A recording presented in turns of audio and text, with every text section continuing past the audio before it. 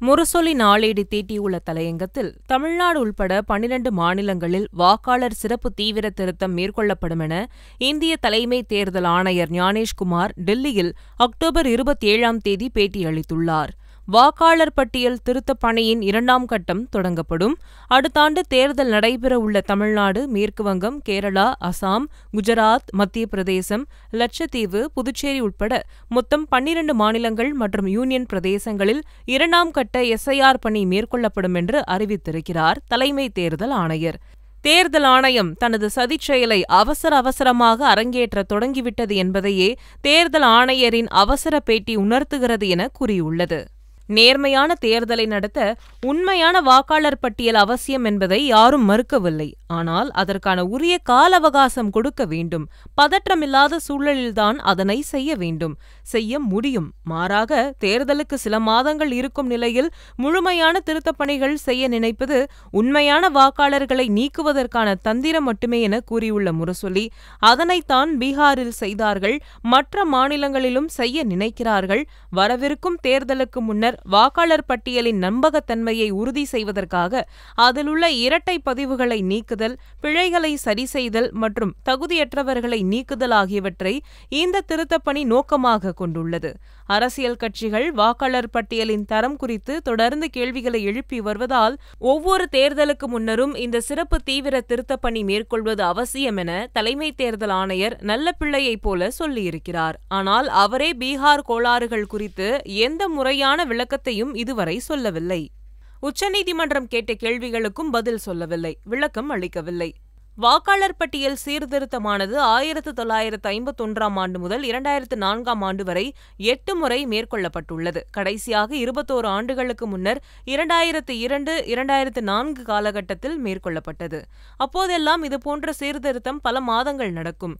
இப்போது நடத்துவது போல தேர்தலுக்கு சில மாதங்களுக்கு முன்பு நடத்துவது போல நடத்தப்பட்டது இல்லை. 21 ஆண்டுகளாக நடத்தப்படவில்லை என்பதற்காக அதனை 2 மாதங்களுக்குள் நடத்துவது சரியா? 21 ஆண்டுகளாக நடத்தாதது தேர்தல் ஆணையத்தின் தவறா, வாக்காளர்களின் தவறா என முரசொலி கேள்வி எழுப்பியுள்ளது. 2 மாநிலங்களில் நவம்பர் 4ஆம் தேதி முதல் சிறப்பு தீவிர திருத்தத்திற்கான கணக்கெடுப்பு தொடங்கும். வாக்காளர் சிறப்பு தீவிர திருத்தப் பணியில் ஈடுபடும் அதிகாரிகளுக்கு உடனடியாக பயிற்சி அளிக்கப்படும். வரைவு வாக்காளர் பட்டியல் டிசம்பர் 9ஆம் தேதி வெளியாகும். சிறப்பு தீவிர திருத்தப் பணிகள் முடிக்கப்பட்டு 2026ஆம் ஆண்டு பிப்ரவரி 7ஆம் தேதி இறுதி வாக்காளர் பட்டியல் வெளியிடப்படும் என்று தேர்தல் ஆணையர் அறிவித்துள்ளார்.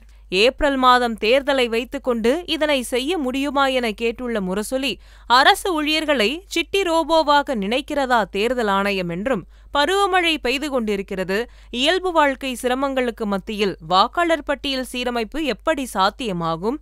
இதை பற்றியெல்லாம் மாநில அரசிடம் கேட்டதா தேர்தல் ஆணையம்? இல்லை என்றும் கூறியுள்ளது. தேர்தல் ஆணையர் பேட்டியளித்த அதே நாளில் சென்னையில் மதசார்பற்ற முற்போக்கு கூட்டணி கட்சி தலைவர்கள் கூட்டத்தை திமுக தலைவரும் தமிழ்நாடு முதலமைச்சருமான மு.க.ஸ்டாலின் கூட்டினார்.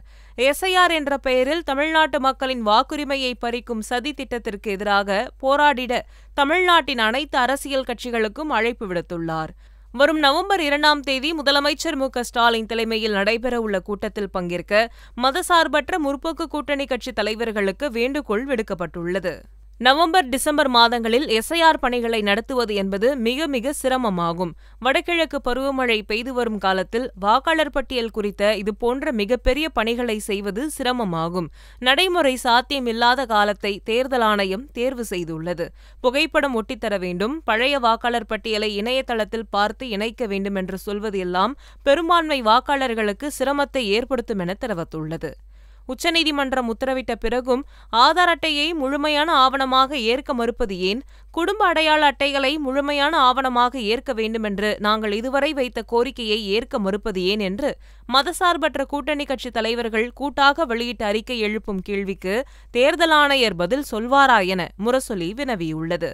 தமிழ்நாட்டு மக்களின் வாக்குரிமையை பறிக்கும் சதி திட்டம் இந்த வாக்காளர் சிறப்பு சீர்திருத்த திட்டம் என்பதில் சந்தேகமில்லை. அதனால்தான் அவசரமாக செய்கிறார்கள். நேரடியாக மோத முடியாத பாஜக தேர்தல் ஆணையத்தை முகமூடியாக பயன்படுத்தி மோத வருகிறது.